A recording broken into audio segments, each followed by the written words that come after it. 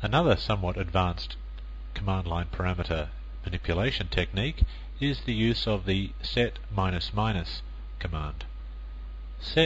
There is a command called set. It's a built-in shell command, and it's used to set the command line parameters for the shell that is currently being processing. Now, I have actually mentioned earlier that $1 through $9 are read-only, which means you can't set them individually. However, you can set them collectively using set minus minus. This is how you might do it. You'd say set space minus minus space, and then you would type in the parameters that you wanted the shell to pretend to use, if you like, as command line parameters. Now, they're not real command line parameters, as you understand, but what will happen in this circumstance will be that file1.txt is put into the $1 variable, and the $2 variable gets set to Fred. You'll actually find that the set minus minus option is commonly used with the back quotes feature, like so. You might say set minus minus, and then inside backwards quotes who pipe to grep Fred. Now, what that will do, of course, is if Fred is logged in, then the command line parameters of the shell will be set to the output of the who command as far as the user Fred is concerned. So in other words, there will be 5 command line parameters. One will be the username Fred, followed by the terminal name, then the month, the day, and the time, which, if you recall, is exactly what each line of the who command looks like. Let's have a look at that now. I can use that. I don't have to use it in a shell script. I can use it just on the shell's command line itself. So I could say, take the output from the ls program and make that my set of command line parameters. So let's have a look at that. We don't get any output, of course. It's just simply setting some variables.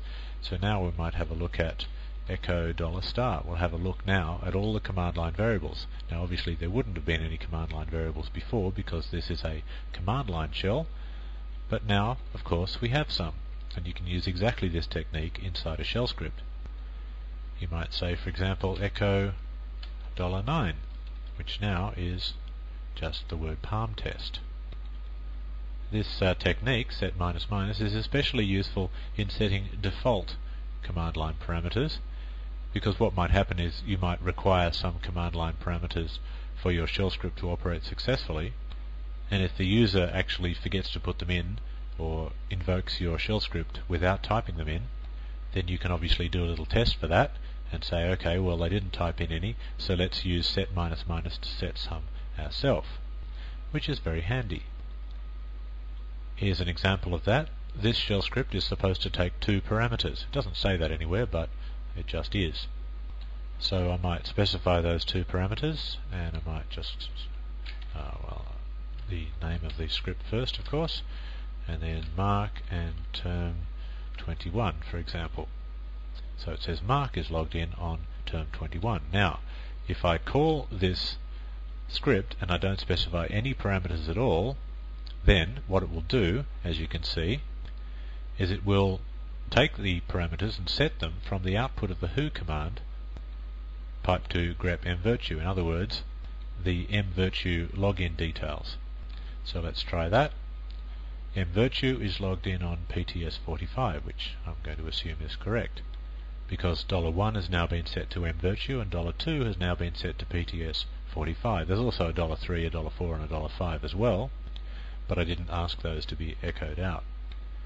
This is how I might get those to be echoed out. Is a nice little technique. I might do a shift 2 and then echo since $. Now that, of course, will pick up all the command line parameters, but I've actually skipped over $1 and $2. So it'll just give me $3, $4, and $5. So let's see what that looks like. And there we go, since September 5th, 1547. So there's a little demonstration of using shift with a parameter as well.